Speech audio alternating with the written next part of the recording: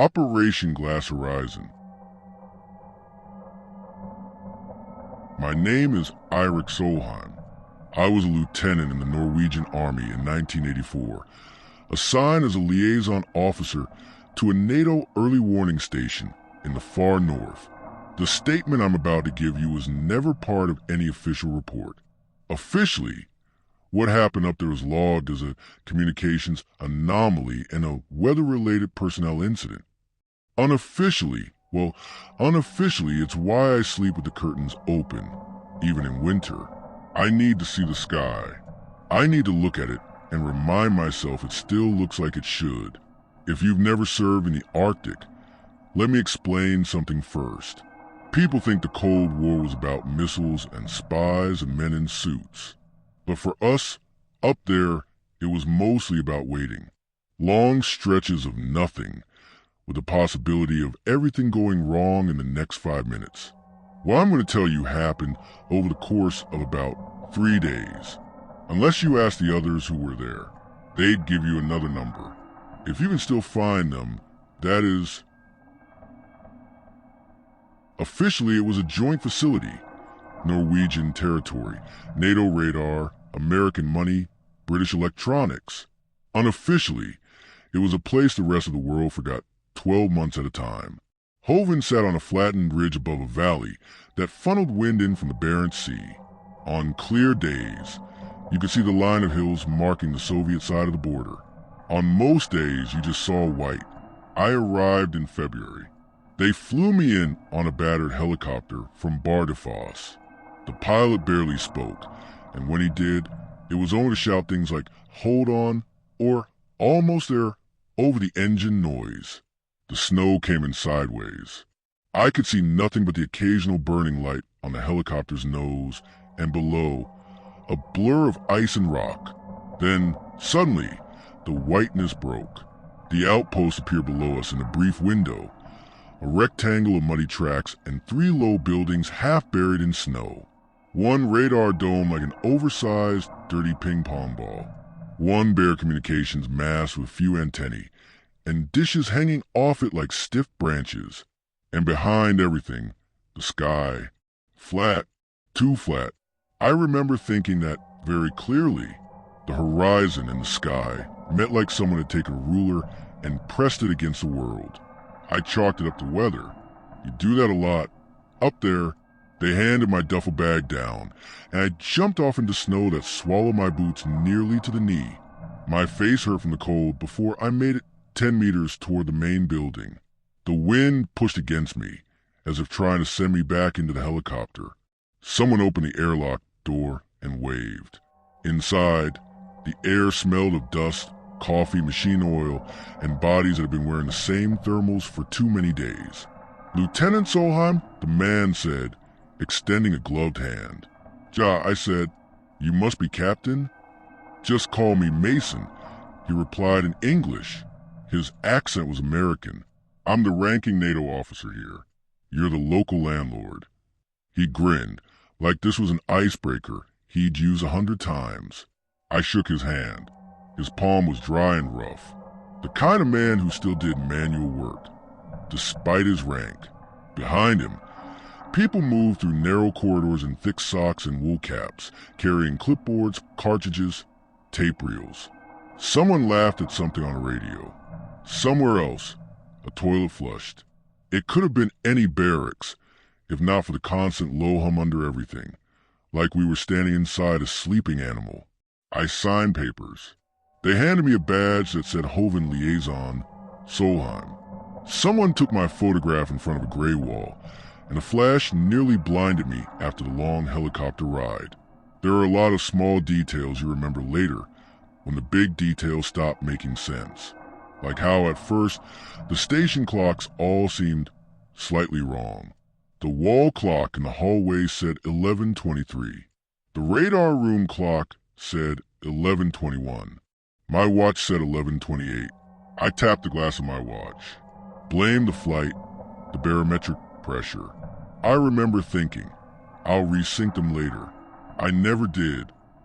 There were 6 primary personnel assigned to Hoven that winter, plus whatever support staff rotated through. Captain Mason, American mid-40s, always chewing something, gum, toothpicks, sometimes nothing. Sergeant Berg, Norwegian radar technician, short, perpetually frowning. Harris, British radio operator, the young one, hair too long for regulations. Kowalski, Polish-born engineer on NATO contract, a man who spoke like every word cost him money. Olsen, another Norwegian, conscript assigned to maintenance and kitchen duty. And now me, the liaison officer, the man who relayed messages between this metal box and the rest of Norway. My job was mostly to sit in on briefings, handle paperwork, and be the local face of the operation in case anything political came up. Politics did not come up. Something else did. The first day was routine. Mason showed me around. The sleeping quarters, the galley, the tiny gym that smelled like rubber and boredom. Finally, he took me into the radar room. "This is the whole point of this place," he said, pushing open a heavy door. Inside, it was dimmer. Rows of consoles, cooling fans whirring. 2 main circular radar scopes glowed green, with lines sweeping around at a steady pace. Blips appeared and vanished. Our own aircraft, civilian routes further south, static. Short version, Mason said, if something with wings gets too close in that direction, he jabbed a thumb vaguely toward the snow outside. We see it, we call in, somebody down south panics appropriately. Has it happened? I asked. Not in any way that kept me up at night, he said. But the Soviets like to play games along the border. We like to be here to see them doing it. He pointed to the scopes. Berg was seated at one, pencil in hand, logging contacts on a paper strip as they passed. Harris had his headset on, listening to a bandwidth that sounded like pure static to me. Anything unusual lately? I asked. Define unusual, Mason said, half smiling. Anything besides aircraft, I said. He looked at me for a moment, and that half smile faded. I'll let Berg tell you if he decides to, he said. He's got theories. I turned to the radar tech. Sergeant, I said in Norwegian. He didn't look up. Weather's strange, he said. Has been for a week. You'll see. Strange how? He shrugged, still tracking blips. Sometimes the snow doesn't fall right, he said. Sometimes I look outside and feel like I'm looking at a painting, like Depp went on holiday. I waited for the punchline. It didn't come. Mason clapped me on the shoulder. Welcome to Hoven, Lieutenant, he said. You'll get used to it, or you won't. Either way, we're stuck here till March. The first night, I couldn't sleep. Partly jet lag. Partly the constant low vibration of generators and electronics. Partly the way the wind made the walls creak like old ships. At around 2 o'clock, I got up and went into the corridor, where there was a narrow window looking out over the valley. It was one of the only windows that wasn't covered most of the time. Outside, the snow had stopped. The wind had died. The world was too still.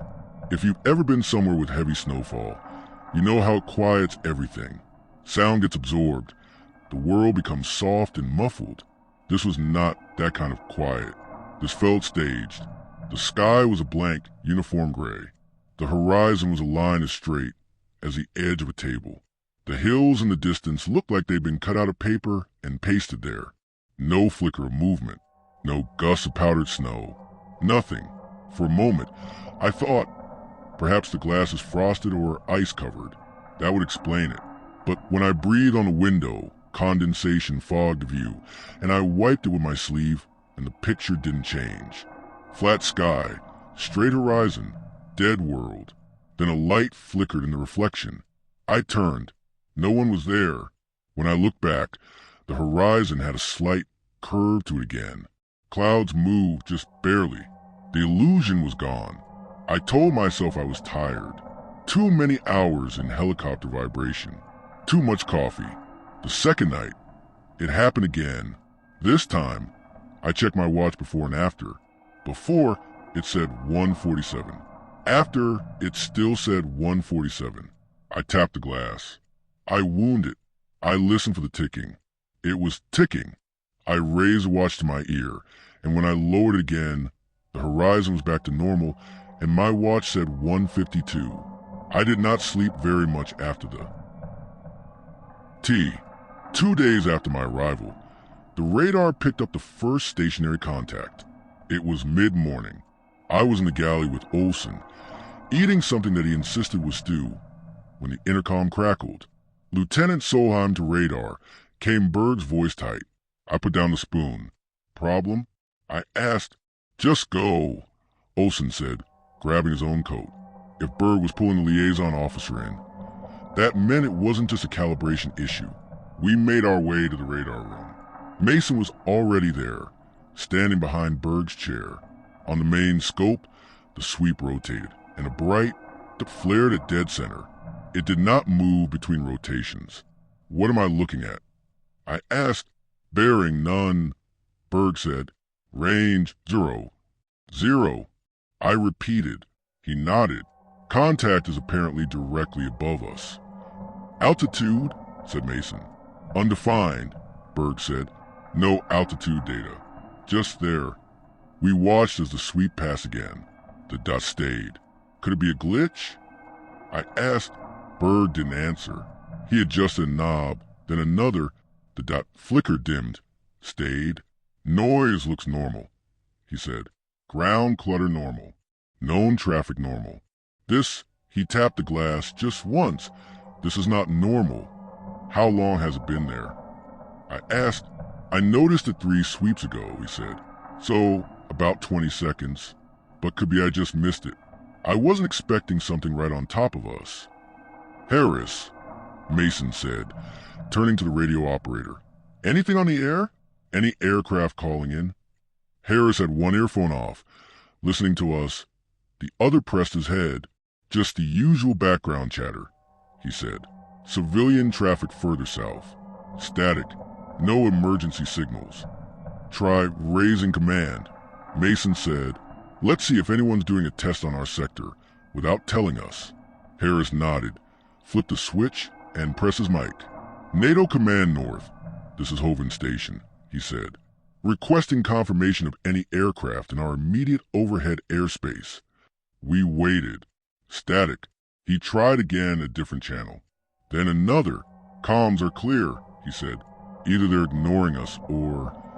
The speaker crackled. Hoven Station, this is... The voice was Harris's own, requesting confirmation of... He pulled his hand back from the mic as if burned. The voice continued from the speaker, slightly delayed, like an echo, finishing the sentence he'd just spoken. We all stared at the radio. Harris slowly leaned in. The hell was that? Came his own voice again from the speaker. The phrase overlapped with his real voice as he whispered aloud. Mason stepped forward and turned the speaker volume down. Interference? I said, maybe we're getting our own signal bounce back. Mason said, temperature inversion, atmospheric reflection, something like that. It repeated exactly, Berg said, without looking away from the radar. Same intonation, same pauses. That's not how reflections work. The bright that remained at the center of the scope. It pulsed slightly in time with the sweep. All right, Mason said more briskly. We note it. We log it. Harris, write this as a comms anomaly. Berg, keep tracking. Solheim, you're the landlord here. Any chance some Norwegian aircraft are doing something stupid above us? No, I said, and if they were, they'd be reporting in. We don't have stealth helicopters hiding in clouds. Could be a balloon, Olsen offered quietly. Weather balloon? Then altitude would show, Berg said, and the speed wouldn't be 0. Nothing up there is perfectly still. You said aircraft, Harris murmured. You didn't say anything else. We all pretended not to hear that. The signal repetition continued throughout the day. Not constantly, not even regularly. Just often enough to become impossible to ignore. Harris would call down to Command North, and his own words would come back 2 or 3 seconds later, overlapping, slightly distorted. Once in a while, a syllable would come back wrong. Requesting current air traffic control logs, he'd say. Requesting correct air traffic control logs. The speaker would echo. Another time, confirming radar contact at 0 range. Return echo, confirming radar contact at no range. Could it be a recording? I suggested. Some kind of loop? Maybe the tape circuits. This isn't tape, Harris said. This is open channel radio. There are no spools to catch. At some point, on the fourth or fifth repetition, something changed. Harris called, "Command, please respond." The echo came, "Command, please respond." Then a third voice layered in. Same words, same phrase, but older, hoarser, like someone tired of repeating the same thing for years. "Command," it said, "please respond." Harris ripped the headset off his ears and pushed away from the console. "I know my own voice," he said, "and that third one wasn't mine." We tried to raise another station further south. The same thing happened. Our words came back, bent in small, almost mocking ways.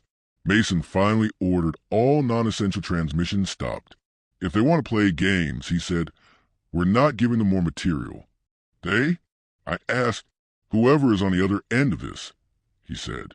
Could be atmospheric weirdness. Could be some Soviet SIGINT toy bouncing our signal back. Could be, he shrugged, a place where time doesn't move in a straight line. Berg said, not quite joking. Sergeant, Mason said, I'm not in the mood. Berg went back to the scope. The dot was still there, directly above us. Late that afternoon, the weather cleared. It didn't exactly become sunny. The Arctic doesn't do sunny in February, but the visibility improved. The sky lightened. You could see the line of hills again, the dark smudges of rock against snow. The dot remained on the scope. Could be a glitch in the system. Mason said, we need a visual check. Kowalski can go, Olsen said quickly. He has the warmest jacket. Kowalski grunted. Very funny. I'll go, I said. It was my territory in a way. If something was happening on Norwegian soil, I needed to understand it. I suited up, outer shell, insulated boots, balaclava, goggles. The airlock sighed when I cycled through it. Outside, the cold bit any exposed skin. The wind had calmed, leaving a kind of ringing silence over the snowfield. Each step I took crunched. The sound felt too loud. I trudged away from the main building, toward the center of the compound, where I'd have a clearer view of the sky. So this is Mason, came the voice through my radio. You copy? Loud and clear, I said. My own breath fogged the goggles. I'm outside. Visibility is good. Look overhead, he said. See anything unusual? I tilted my head back. The sky was a uniform gray-white, like the inside of an eggshell. Cloud cover at... I hesitated. It's hard to estimate. Maybe 2,000 to 3,000 meters. No visible aircraft. No contrails. Understood, Mason said. Stand by. I took a few more steps, crunching snow. The horizon seemed normal enough. The hills were where they should be. The radar dome loomed to my left like a huddled animal. Then my boot landed and the sound didn't come. No crunch. My foot sank and never hit bottom. I looked down. There was snow around my leg. My boot had gone into it, but I hadn't felt resistance. It felt like stepping into smoke. I pulled my foot back up, stumbling. The snow came with it, clinging in an ordinary, heavy way, but the sensation of having stepped had been entirely absent. Everything all right out there? Mason's voice said. There was a slight echo to it. Fine, I said automatically. I didn't want to describe it. Not yet, just a drift. I looked behind me. There were my footprints, spaced regularly, leading back to the station door. I looked ahead. Another print where I just stepped. Fine, logical. It was just my nerves.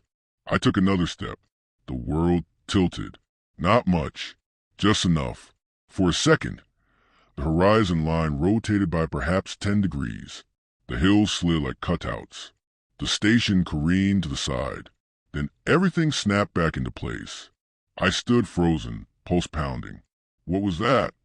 Mason said sharply in my ear. You saw something? I said, your position blipped on the short-range radar, he said. Jumped sideways about 20 meters, then corrected. I didn't move sideways, I said. I kept walking straight. "Turn around and come back," he said. I did. Slowly, carefully. This time, every step had a crunch. The station loomed closer. The airlock door was a familiar rectangle of shadow. It wasn't until I was back inside, peeling off the layers, that I realized my watch had stopped. The hands were frozen at 16:01. The wall clock in the corridor read 16:37. How long was I outside? I asked Olsen. 20 minutes, maybe, he said. I had counted maybe 50 steps. We tried to be rational. You have to understand, in the military, especially in something like early warning radar, there is no room for ghosts and superstitions. Everything must be explainable or at least categorized. If the equipment behaves strangely, you blame the weather, the wiring, the manufacturer. If a man behaves strangely, you blame lack of sleep. But when both the equipment and the men start behaving strangely at the same time, in the same place, rationality itself begins to feel like a thin blanket over something much larger. We checked my watch. Mason opened the back with a small screwdriver. The mechanism was clean, the springs taut. It started ticking again as soon as he touched the winding crown. "Mechanical failure," he said. "They happen. Do they fail for exactly the period you're outside during a radar anomaly?" Berg asked. Mason ignored him. It wasn't just the watch. Olsen swore that he saw me through a window heading back toward the station twice. In the same place? I asked him. "No," he said. "First time you were maybe 20 meters away. Second time, closer. Like I had rewound a tape and watched it again. You're sure you didn't just look away and look back?" He looked offended. "We don't get much entertainment up here, Lieutenant. Watching people walk is one of our main activities. I know what I saw." I checked the logs. Berg kept meticulous records. According to his entries, the central radar contact, the stationary one above us, had brightened for approximately 8 sweeps as I walked away from the building, then dimmed, then brightened again with the exact same pattern like a replay. "So you think what?" I said. "That I walked out there twice?" "I think," Berg said slowly, "that the system thinks you walked out there more than once." "Let me go," Berg said. We were back in the radar room. The stationary contact still glowed at the center of the scope. The comms were quiet by order. Outside, the light was already starting to fade, turning the snowfield into a uniform gray. "No," Mason said immediately. "We don't know what that did to Solheim yet." "His watch stopped," Berg said. "He's fine." "That's what you can see," Mason replied. "That doesn't mean nothing happened." "If it's a glitch, then we need more data," Berg said. "If it's not a glitch, we really need more data." He had the stubborn expression of a man who has spent years telling people no. The radar is right, your instrument is wrong, and it finally come to a point where he was desperate to prove it. "I'll go with him," Olsen said, surprising me. "You hate the cold," I said. "I hate not knowing what's outside that could kill us," he replied. Mason rubbed his temples. "Fine," he said reluctantly. "You go, Berg. Solo. No one else. You keep comms open the whole time. You do exactly what I say. The first sign of anything weird, you turn around and come back. Understood?" "Clear," Berg said, already reaching for his parka. "You," Mason said, pointing at Harris, "you record everything, every word. Split a tape. I want this documented." We watched Berg seal his hood and pull on his gloves. "You're enjoying this," I said quietly to him as he stood in the airlock. "I'm enjoying being right," he said. "That's different." The outer door opened and the cold rushed in before the seal took. "Step 1, Mason's voice said over the open channel. Move 10 meters straight ahead and stop. Describe what you see." "Copy." Berg's voice came back, slightly muffled by his mask. On the radar scope, his transponder signature, just a local tag, tied to a portable unit in his pocket, moved away from the center toward the edge of the compound. 10 meters, Berg reported. "All normal. Snow, horizon, the usual. Any difference in the sky?" I asked. Pause. "Maybe," he said. "Could be my imagination. The horizon looks sharper than it did this morning. Okay, Mason said. Step 2. Turn left 20 degrees. Walk another 10 meters. Turning, Berg said. We watched a little tag rotate and shift on the secondary display that showed local ground movement. 10 meters, he said. Still normal. Snow feels heavy, like walking through sand. Any sensation of distance distortion? I asked. Not yet, he said. Radar contact is still directly above us, Olsen murmured, watching the main scope. Step 3, Mason said. Look straight up. A longer pause. What do you see, Sergeant? Mason said. Cloud, Berg said. Just cloud. No aircraft visible. No birds, no nothing. Any impression of... Wait, Berg interrupted. Hang on. We all leaned in instinctively, as if we could get physically closer to his voice. What is it? I said. I'm not sure, he said slowly. It's like, you know when you look at a television that's turned off and you can see your reflection, but it's not a normal reflection? That dark, glassy version of yourself. Yes, I said.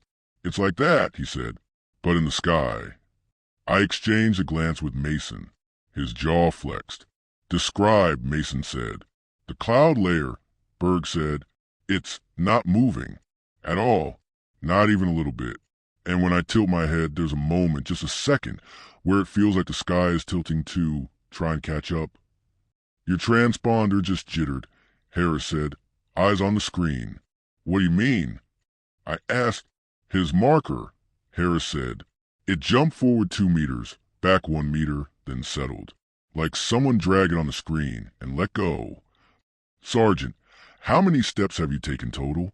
Mason asked. Approximately 20, Berg said. Check your watch, I said. There was a brief rustle of fabric.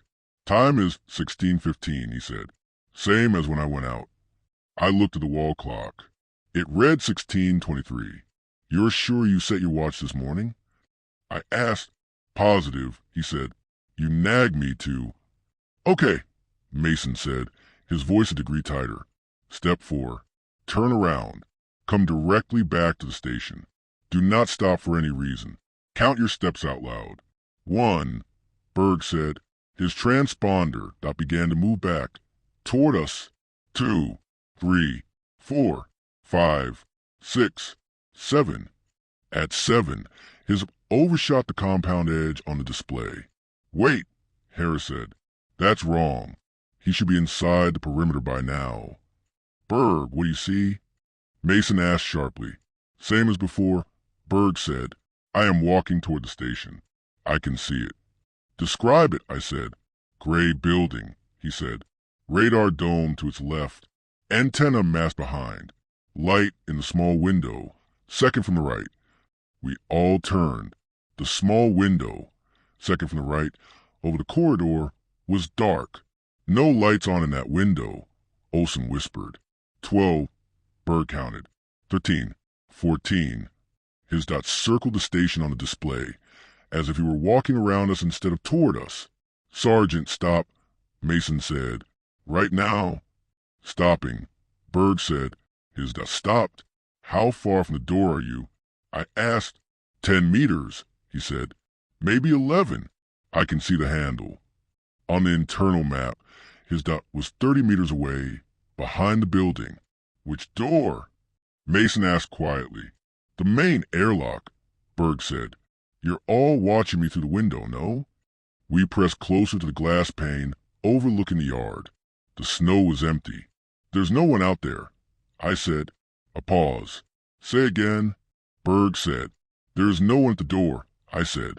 We have a clear line of sight. You're not there. Perhaps, he said slowly. We are not looking at the same door. Sergeant, Mason said, describe what you see as clearly as you can.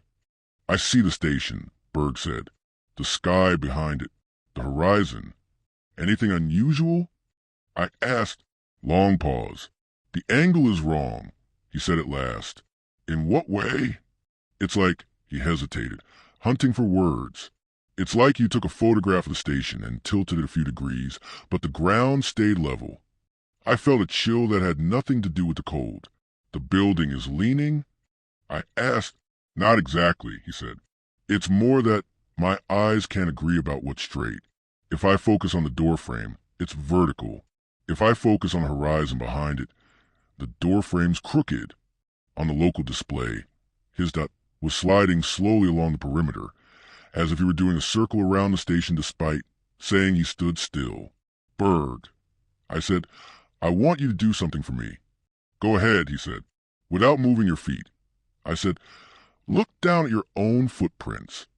Pause. I don't see any, he said. Silence settled over the room. How is your watch? I asked. Still 16:15, he said.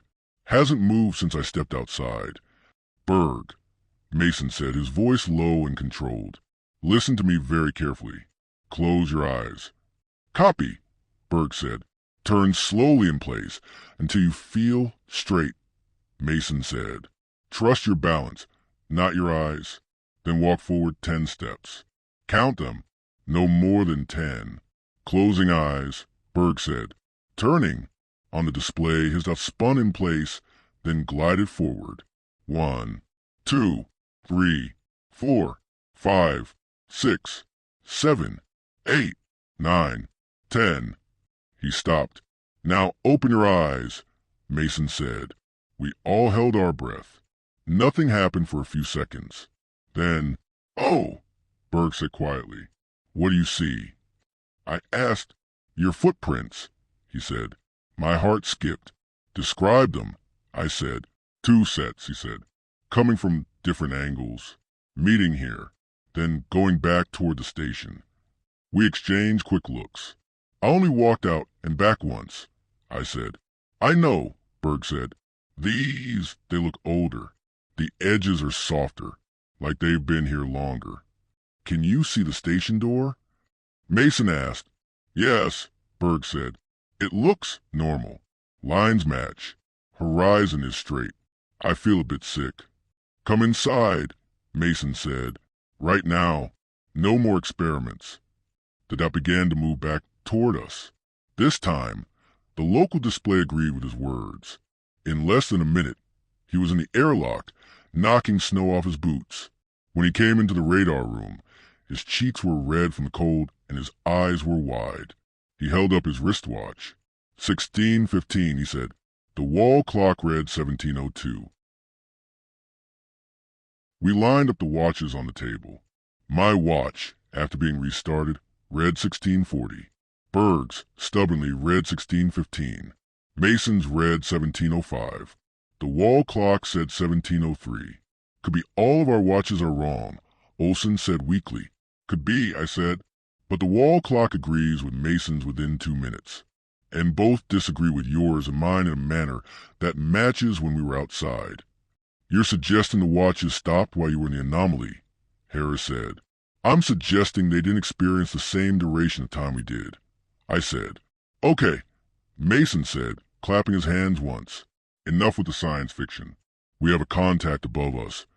We have comms acting weird. We have watches being temperamental. We'll log it. We'll forward it. We'll let some PhDs in a bunker tear their hair out over it. Our job is to keep this place running and make sure nobody freezes to death. You think this is just equipment failure? Berg asked, incredulous. I think, Mason said, that I'm not qualified to say what it is. And neither are you. We're not physicists. We're babysitters for blinking lights. So we do what we do. We record, we report, we endure. His pragmatism was strangely calming. Still, when I went to bed that night, I set my watch on the table and watched the hands for 5 full minutes, making sure they kept moving. They did. I woke up what felt like moments later to an alarm I didn't remember setting. The watch said 3 o'clock.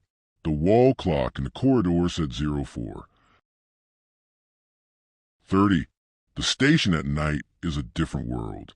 During the day, even in winter, there's enough gray light filtering through that your brain can believe in time passing. At night, you live in a pocket universe of fluorescent tubes and humming machines, with only occasional glimpses of the outside as proof the rest of the world exists. I padded down the corridor, past closed doors and the faint snoring behind them. The radar room was occupied. Harris at his station, headphones on, Berg leaning over the scope. Mason sat at a desk in the corner, writing something by hand. "Trouble sleeping?" he asked without looking up. "What time is it?" I said. 0432, he said. "Officially? Why?" "My watch says 3, I said. "Maybe you're lucky," he said. "You lost an hour of this." "Any developments?" I asked. "The dot's still there," Berg said. "Above us. Hasn't moved, hasn't changed intensity. We're burning fuel and man-hours to stare at something that refuses to do anything interesting." "The comms?" I asked. "Still echoing now and then," Harris said. "Even when we're not transmitting. Like there's a conversation happening just below the noise floor." "What do you mean?" I asked. "Listen," he said, and handed me a spare ear cup. At first, I heard only static. Then, underneath it, like a whisper in another room, a pattern. Cadence. Ups and downs that suggested speech, but no words I could make out. Then, suddenly very clearly, "Respond. Hoven Station, please respond." I pulled the earpiece away. "That was my voice," I said. "Yep," Harris said. "From about 6 hours ago." "Recorded?" I asked. "No tape running on that channel," he said. "At least none that we own. Could it be bouncing off something?" I asked. "Satellite, upper atmosphere?" "Maybe," he said, "but the delay's wrong. Should be fractions of a second, not hours. You sure it's not someone rebroadcasting our transmissions back at us?" Mason asked. "If they are, they're very selective," Harris said. "Only the ones where we mention the anomaly." He looked pale. "I was counting the repetitions," he said. "Some of them came back differently, out of order, like time doesn't matter to whoever's sending them. Or to wherever they're being sent," Berg muttered. We were all getting jumpy. When you work in isolation, everything takes on greater weight.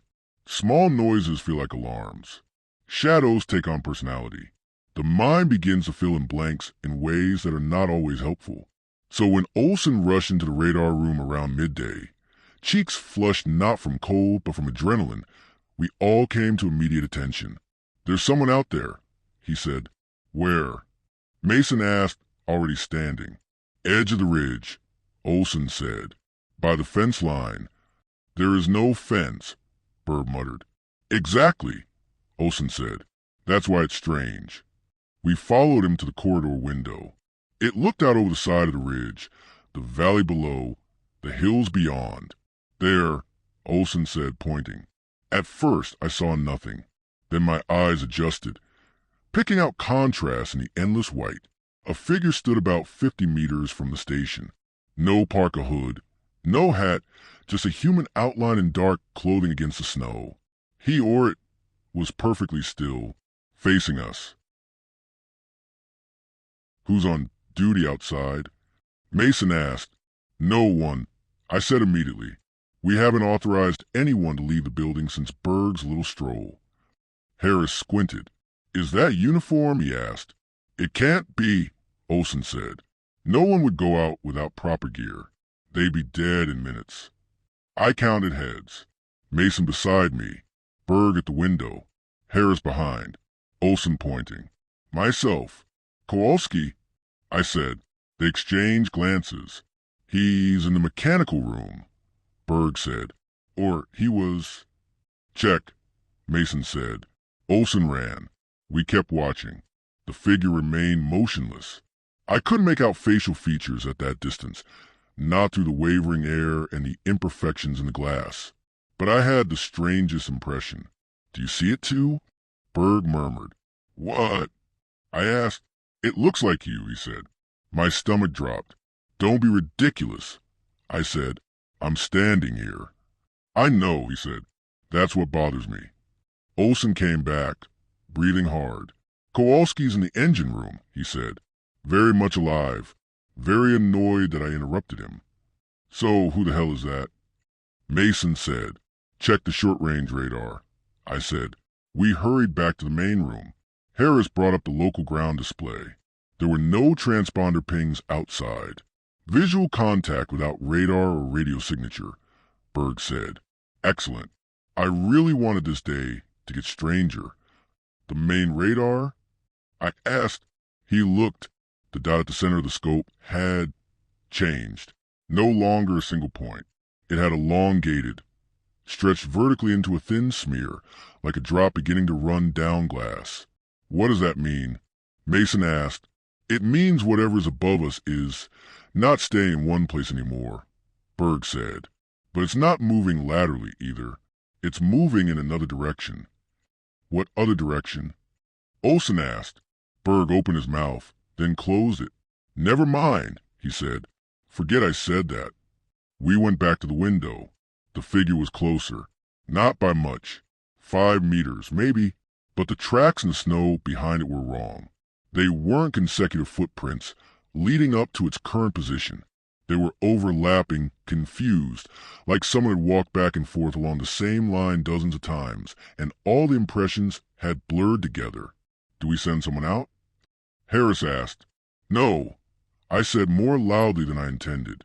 Agreed, Mason said.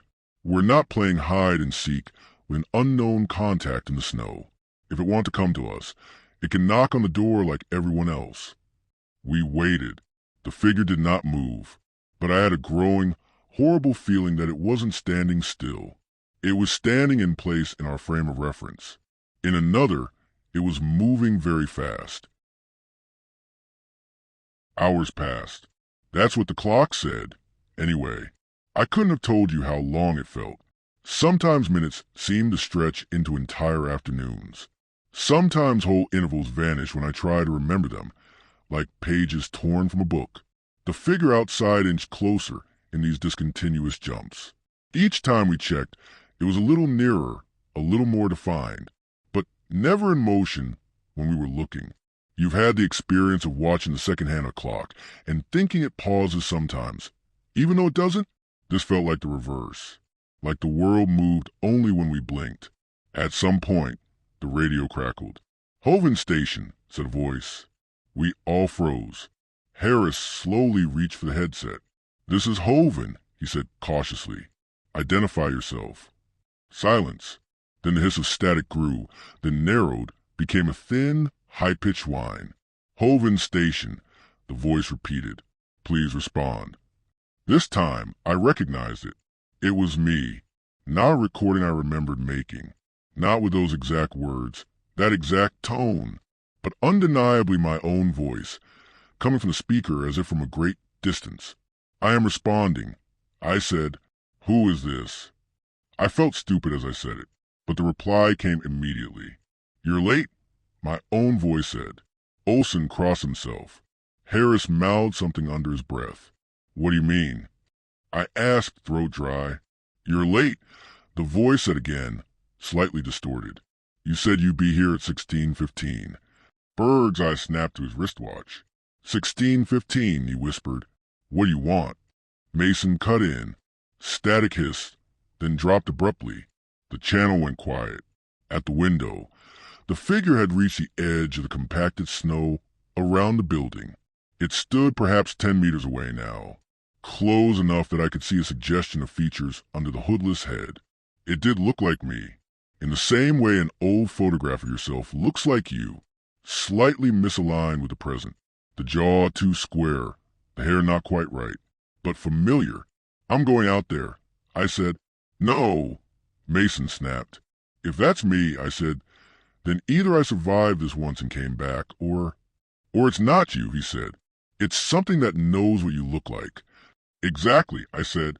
Either way, we need to know. You go out there, he said, and you don't come back. I get to file a lot of paperwork with the word negligence in it. I'm not interested. We can't just stand here and watch it walk up to the door, I said. Why not, he said. Maybe that's what it's going to do anyway. We argued, quietly, fiercely. Meanwhile, the clocks on the walls ticked with indifferent regularity.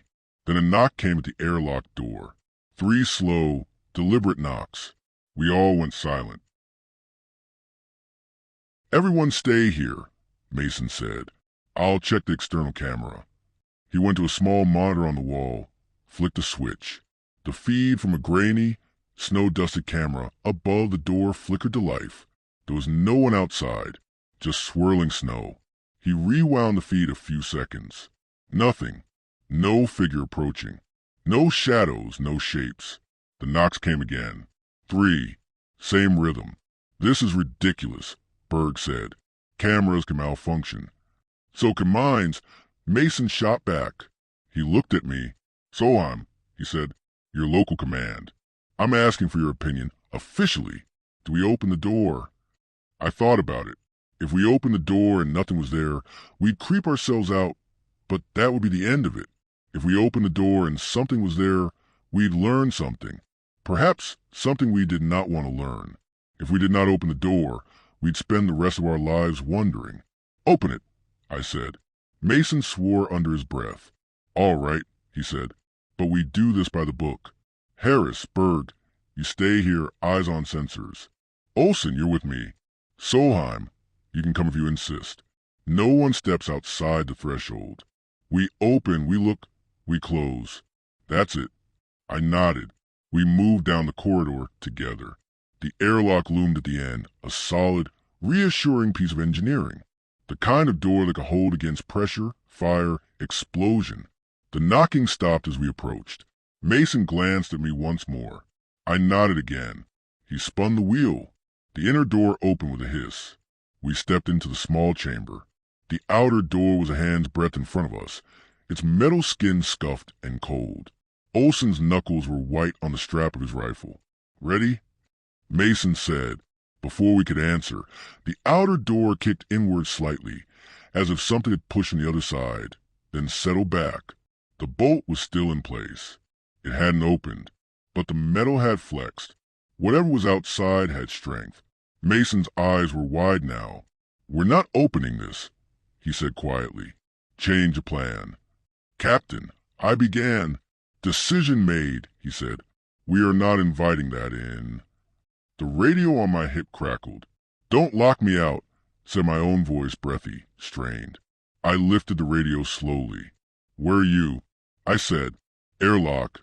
The voice said, "It's cold." "Prove you're me," I said. A pause. Then the voice said, "You never told anyone, but you cried the first night at Bardufoss. You thought about going home." I swallowed. "No one here knew that. We could all guess that," Mason muttered. "I'm not guessing," the voice said sharply. "I remember." Something banged on the outer door. Hard. The metal jumped. Dust drifted down from the frame. Mason deadbolted the inner door, backing us into the corridor. "That's enough," he said. "Whatever it is, it stays out there." As we retreated, the knock stopped. The radio went dead. We regrouped in the radar room. The atmosphere was brittle. No one made jokes. Nobody pretended this was routine anymore. The stationary contact above us had elongated further. Now it looked less like a dot or a smear and more like a thin pillar, rising from the center of the scope outward in both directions. A vertical line through our position. Could be a high-altitude plume. Olsen offered weakly. Missile trail. "Missile trails don't stay perfectly aligned over one point for 12 hours, Berg said. "What if it's not over us?" Harris said quietly, "What if it's through us?" We looked at him. "Explain," I said. "I don't know," he said. "I'm just thinking. We're treating this like it's something above our heads. But what if it's more like," he gestured with both hands, "a needle stuck through the map, like we're on the line of something that goes beyond up or down?" "A column," I said. "A thread," Berg said. "A line connecting somewhere to somewhere else." I thought of my watch stopping, of Berg's misaligned station, of my own voice on the radio telling me I was late. What if, I said slowly, it's not just connecting places. What if it's connecting times? We fell into silence again. At some point, the lights flickered, just a brief dimming, then back to full. "Generator?" Mason asked.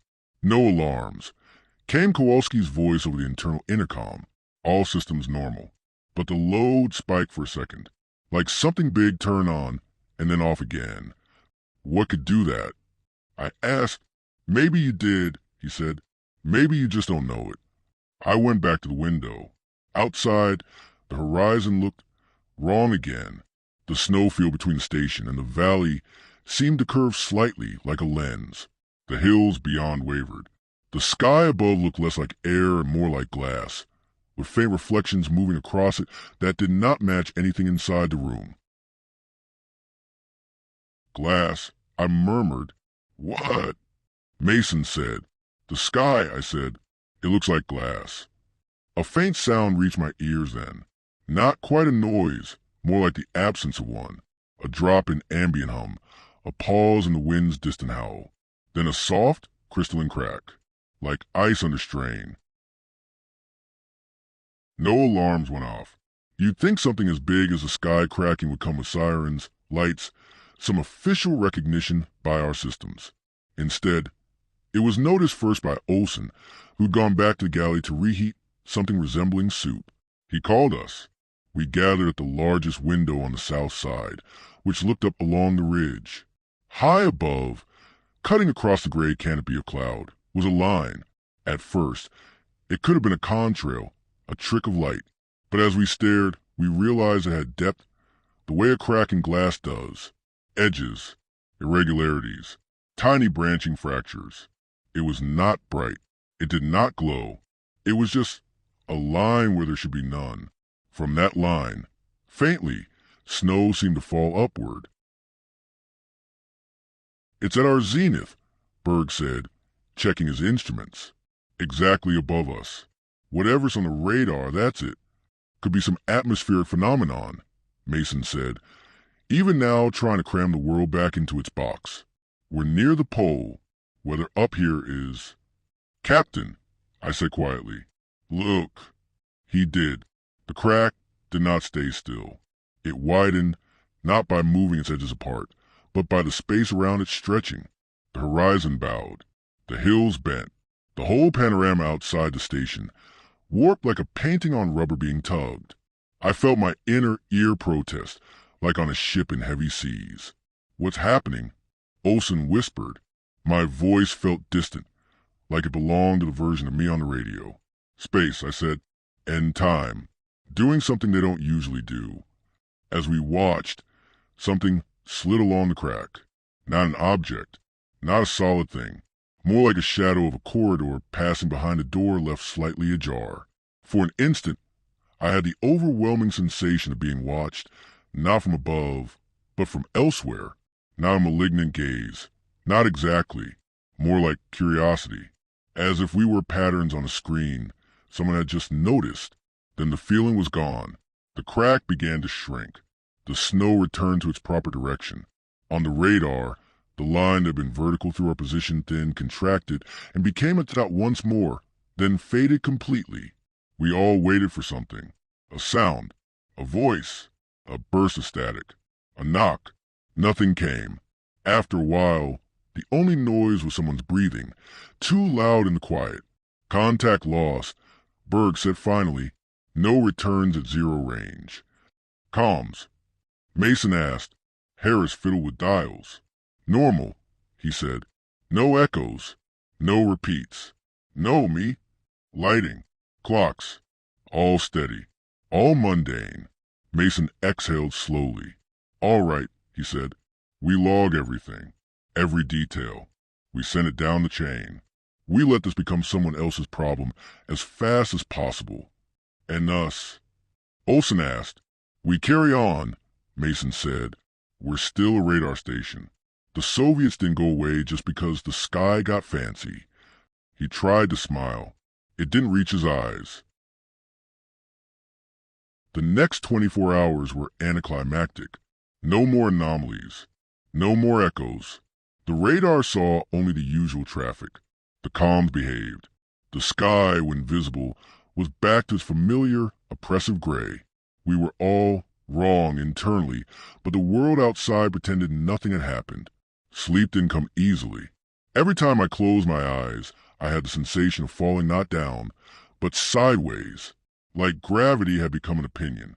At one point, I dreamed I was walking out onto the snow again. I followed a line of footprints that kept branching, overlapping, intersecting. At the end of them, I found myself standing, staring up at the crack in the sky. I asked myself what was on the other side. I didn't answer. 2 days later, a helicopter arrived with supplies and a new directive. The pilot handed Mason a sealed envelope with markings that meant nothing good. They went into his office together. Voices rose and fell. Then he called me in. "Congratulations," he said. "You're going home early." I blinked. "Why?" I asked. "Rotation adjustment," he said. "Someone back in Oslo decided your expertise is needed in a warmer office. They're sending another liaison to relieve you in a week." "That doesn't make sense," I said. "I just got here." He shrugged. "Nothing about this place makes sense anymore," he said. "Maybe they think you're contaminated." He tried to make it a joke. It didn't work. "Did you send the report?" I asked. He nodded toward the radio room. "Encrypted on a secure channel," he said. "Every log, every description. It's probably sitting on some poor bastard's desk right now, giving him a migraine. What do you think they'll do with it?" I asked. "Classify it," he said. "File it under unresolved atmosphere phenomena and forget about it. Or maybe they'll start building stations like this one on purpose." He waved a hand, thin spots. "Would you serve at one?" I asked. His jaw worked. "No," he said. On my last night at Hoven, I packed slowly. It felt wrong to leave. Not because I liked the place or the people, though I had grown fond of them the way you do when you survive something unsettling together. It felt wrong because I had the irrational suspicion that the version of me that had arrived here was not the same as the one leaving, and somewhere there was a ledger where those differences mattered. As I cleared out the small metal locker assigned to me, something slipped from behind a pair of folded socks and fluttered to the floor. A Polaroid photograph. We didn't have a Polaroid camera on station. At least, I'd never seen one. I picked it up. The chemical surface was slightly worn, the edges soft from handling. The picture showed the station, taken from some distance down the ridge. The angle suggested the photographer had been standing roughly where the figure in the snow had been. The buildings were there, the radar dome, the antenna mast. Tiny figures near the door, people in parkas, one of them pointing. It could have been any moment from the past few weeks, except the station in the picture was tilted, not dramatically, maybe 15 degrees to the right, just enough that, at first, I thought the photographer had held the camera crooked. But the horizon was level. The hills were level. The skyline was level. Only the station leaned, like it was part of a different picture that had been pasted onto this one, at a slightly wrong angle. I studied the tiny figures. One of them stood slightly apart from the others, closer to the camera, caught mid-turn. The outline of the face was small and blurred, but the shape of the chin, the way the shoulders sat under the parka, something in my gut recognized them. Me, or someone who had borrowed my posture. On the white space beneath the photograph, in faint handwriting that looked as if it had been made in haste with a ballpoint pen running out of ink, were 3 words. "You were late." I turned the photo over. Blank. I searched the locker for more. Nothing. I found Olsen and asked if this was some kind of joke. He swore it wasn't. So did Harris. So did Berg. Mason looked at the photo for a long time before handing it back. "Take it," he said. "You don't want to send it with the report?" I asked. "This place has given those people down south enough to chew on," he said. "If we start adding photographs that make geometry cry, they'll just stamp it classified and send someone up here to ask us questions I don't want to answer." "What about us?" I asked. "What about us?" he said. "What if whatever that comes back?" I said. He looked at the window. "Then we make sure the doors stay closed," he said. That was 40 years ago. I left Hoven. I went back to more ordinary postings. Desks, meetings, eventually teaching. The Army found other things for me to do. On paper, my time at Hoven is summarized in a few lines. Duty performed satisfactorily, no disciplinary issues. no significant incidents. The long report Berg and I drafted about the anomaly is referenced by a number no longer recall, and when I once tried to access it years later for personal review, I was politely informed that the file did not exist. I still have the Polaroid.